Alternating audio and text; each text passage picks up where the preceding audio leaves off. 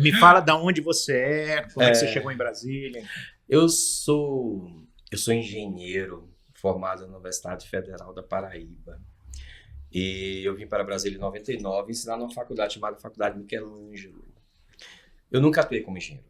Eu sempre atuei na área de TI. E eu depois... Tudo exatas. Tudo exatas. Eu trabalhei na Microsoft, que vocês devem conhecer. Trabalhei na Novell, que é outra empresa multinacional.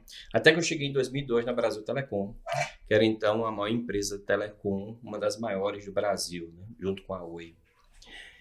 E que antes se chamava Telemarketing, né? Telemar, desculpe. Telemar. Era Telemar. E cobria muito o Nordeste. O Nordeste e o Rio de Janeiro. Rio de Janeiro, exatamente. E nessa minha trajetória, em 2005, eu tive um surto. Eu cheguei numa reunião de diretoria, eu era diretor da área de gestão de segurança de rede, e eu bati na mesa, quebrei uma mesa de vidro, esculhambei todo mundo e fui para casa. Passei 3 dias dormindo. Quando eu acordei, eu não lembrava de quase nada do que tinha acontecido. Meu chefe me chamou e disse: Eduardo, o que aconteceu? Você sempre foi uma pessoa tão calma. E eu disse: eu também não sei. Mas você passou 3 dias dormindo? Dormindo. Direto? E não, acordava, tomava água, ia no banheiro, dormia, acordava. E eu disse: cara, eu não lembro o que aconteceu comigo. E a partir daí eu comecei fui para um psiquiatra, fui para um psicólogo, e muito inquieto com isso. Me divorciei da minha primeira esposa. Você não lembrava dela, né? Não lembrava dela. Eu chegava assim lá Que pra ela, isso? quem é você? É. Coisa louca isso. Escola Nesses 3 dias? louca. Nesses 3 dias. Quantos anos de Uau. casado? Quanto tempo de casado? 8 anos de casado. 8 anos de casado. De repente, Eu não lembrava eu não dos meus conheço você. amigos. Olha Eu só. não lembrava dos meus amigos. Olha, isso aí não é uma dica pra você que tá querendo separar aí. Passar 3 dias Pode dizer dormindo aí, quebra uma mesa. Pode dizer e que eu depois- tô... Não faça isso, não Que faça foi? isso. Eu tive, na verdade, um burnout. Perfeito, eu tive um burnout. Trabalhava muito. Trabalhava muito, 12, 14 horas por dia. E desde então eu comecei a me interessar pelo desenvolvimento humano, me interessar por arte, me interessar por outros assuntos que antes para mim parecia muito banal, muito superficial. Isso é muito louco, né? Porque se você dedicou a sua vida para uma área totalmente exatas e depois mudar para uma área humana. Humanas, completamente humanas. Eu comecei a me conectar com as pessoas, percebi que eu era um cara muito chato. Mas você fez isso, você mudou porque você queria... um exemplo, Eu tive um era chamado, um tratamento, cara. Eu era tive tipo um assim, eu chamado. preciso me tratar, eu preciso... Não, foi um chamado. Eu não sei explicar, Arthur. Eu não sei explicar. Talvez eu diria que foi uma intervenção divina. Entende? Eu quantos não sei anos? explicar. Essa é uma boa pergunta. Eu tinha, na época, 30 e... Deixa eu fazer o cálculo direitinho aqui. 32. Isso, faz tempo. 32. Faz tempo. Não, não é tão velho assim. Para. É, Ele não tá chegando igual a você. Não. 50. Tinha 32 anos, né? Foi em 2005, eu sou de 73, 32 anos. Então, esse processo, ele foi um processo que para mim foi muito custoso. Né? Eu mudei de área completamente. Né? Comecei a me interessar, fiz oficina de teatro e fui entrando nessa área, uma área maluca. Comecei a pintar, comecei a dançar, fazia cursos de arte e decidi voltar à Não faculdade. era uma espécie de fuga, não? Talvez fosse. Eu comecei a fazer administração de empresas, que era uma área que convergia muito comigo, e quando eu tive uma experiência em uma das disciplinas, que foi psicologia organizacional, eu me interessei muito por ela. Eu disse, eu posso unir esses meus aprendizados dentro da minha empresa. Eu fui na Brasil Telecom, cheguei no RH e disse, eu quero uma oportunidade diferente, eu não quero mais participar da área de TI. Eu era meio que um talento interno lá deles, eles me colocaram dentro da área de governança.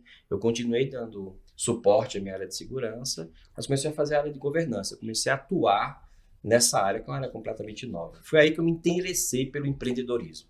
Eu comecei a entender outras áreas, comecei a me entender por marketing, entender o que era um endomarketing, entender o que era um plano de gestão, entender a importância da comunicação interna. E foi para mim uma experiência incrível. Nessa época existia um presidente na Brasil Telecom chamado Ricardo Carr. Ele gostou muito de mim, a gente tomava café, eu era uma das poucas pessoas que tinha um trânsito na sala dele. E eu aprendi com ele a gostar de filosofia, a me interessar por temas mais profundos na área de gestão, a começar a voltar a ler essa área. E eu digo para você que foi uma das grandes mudanças de chave na minha vida, né? E foi quando eu decidi me tornar empreendedor. Foi quando eu decidi montar o meu próprio instituto, né? E hoje eu tenho um Instituto de Desenvolvimento Humano que atua com hipnose, com programação neurolinguística e também com tudo que envolve a área de empreendedorismo. Hoje você é formado em engenharia? Eu sou em engenharia, administração e comecei o curso de psicologia. Psicologia. Uhum. Mas aí você fez um curso de PNL? Ah, sim. Aí a jornada de PNL foi muito curiosa. Eu comecei a fazer um curso com o Dr. Lai Ribeiro, né? Que era grande expoente da PNL no Brasil, né? Ele que praticamente introduziu. E o Dr. Lai Ribeiro, existem muitas pessoas que o criticam, é porque não conhecem. Eu li o Ribeiro. Dr. Lai Ribeiro, ele é, sem dúvida nenhuma, uma das pessoas mais incríveis que eu tive a oportunidade de conhecer. A partir daí, eu fui começar a beber na fonte. Eu disse, não, eu quero conhecer o Tony Robbins, que é o grande expoente, tive a oportunidade de conhecê-lo, de conversar com ele, de ter sido aluno dele. Depois eu fui atrás dos precursores da PNL, Dr. Richard Bandler, John Grinder e o Robert Dilts. Estudei com eles, eu sou treinador oficial do Richard Bandler, que é o criador da PNL. Que são poucos no Brasil, né? São poucos. Uhum. E que hoje a gente atua nesse segmento. Eu fui também ser aluno do Daniel Goleman, que é o cara que criou a inteligência emocional. Fui na área de coaching, eu fui pro Goldschmidt, que era um cara que eu tinha uma atração muito grande pelos seus conteúdos, que é o coaching executivo, não o coach life coach, que é o que a gente viu muito aqui no Brasil. E acabei criando uma metodologia, né, depois de ter tido essas experiências, e essa metodologia que eu passo nos meus grupos de mentoria, para que eles possam desenvolver as suas metodologias a partir dos seus talentos. Nós acreditamos que muitos dos talentos que nós temos são talentos internos geniais, e que eu não preciso necessariamente de respostas externas. Eu preciso organizar o meu conteúdo interno. Exatamente. Porque quando eu organizo esse conteúdo interno, eu tenho resultado. Inclusive, eu sou um mentorado do Eduardo Rocha. Olha aí. Olha só. É que, na verdade... Um excelente mentorado, diga-se de passagem. Um mentor executivo. Um mentor executivo. E o Eduardo, ele exatamente isso. Ele desenvolve os talentos, né? Vai criando processos e criando métodos para que a gente possa ter vários mentorados e transmitir todo o ensinamento, todo o talento que a gente tem, né? Muito bom, excelente. Fala, amigo. Olha, Rodrigo. você empreendedor aí, ou que está começando agora, ou que já é um grande empreendedor, todos esses nomes que esse rapaz aqui acabou de falar são pessoas de referência. Só viu? fera. Volta um pouquinho aí no vídeo, já que... E anota cada nome que ele falou. Vá buscar essas pessoas, porque são pessoas de referência. E que... Então vamos aproveitar, né? Já que a gente faz isso com o nosso o dinamismo Cavenati, né? Isso. A gente vai falar com o Eduardo também. Então, para o nosso público, na sua especialidade, livros que mais te marcaram, você poderia dar dica aqui para os nossos... Sem dúvida nenhuma. parceiros. O primeiro livro de PNL é um livro que me marcou muito. O Poder Sem Limites, do Tony Robbins. Porém, existe um outro livro dele que é melhor, que é Desperte o Seu Gigante Interior. Esse eu tenho, funciona como se fosse uma bíblia. Esse né? é um Deixo lá na cabeceira. Esse entendeu? livro, ele é sem dúvida nenhuma uma das indicações que eu dou para todas as pessoas que desejam aprender PNL e aprender também estratégias para você aplicar no seu dia a dia.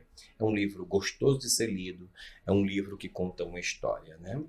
O Guia Definitivo da PNL, do Dr. Richard Bandler, que é o livro mais novo da PNL, é um excepcional livro. Ele traz um conteúdo muito bem estruturado, que permite que você, só em ler o livro, você já começa a desenvolver as habilidades inconscientes, o que torna esse livro um livro de excelência, na minha opinião, né? Eu não posso deixar de citar o livro Inteligência Emocional do Daniel Goleman, que é um livro que também traz... Foi um marco, né? Foi um marco. Eu lembro que tinha uma capa amarela. Assim, meio alaranjado, né? Amarelo meio abóbora, né? Exato. Amarelo meio abóbora. E esse livro, ele traz um conteúdo científico que traz um embasamento técnico, que eu acho que desses livros todos é o melhor até hoje. Nesse livro do Tony Robbins, Desperte o Gigante Interior, tem uma coisa que ele fala muito interessante, e eu sempre achei sobre isso, que nós somos seres 100% emocionais. Uhum. Nós não somos racionais. E ele fala que René Descartes fez um grande mal à humanidade quando falou penso, logo existo. Uhum. Porque achou que nós somos seres só racionais. Uhum. E toda a humanidade seguiu muito isso. Sim. O penso, logo existo, né? Muito na racionalidade, né? E ele fala exatamente sobre isso. E aí depois ele vem e fala sobre como nós somos seres emocionais. Sentimos depois pensamos, e não o contrário.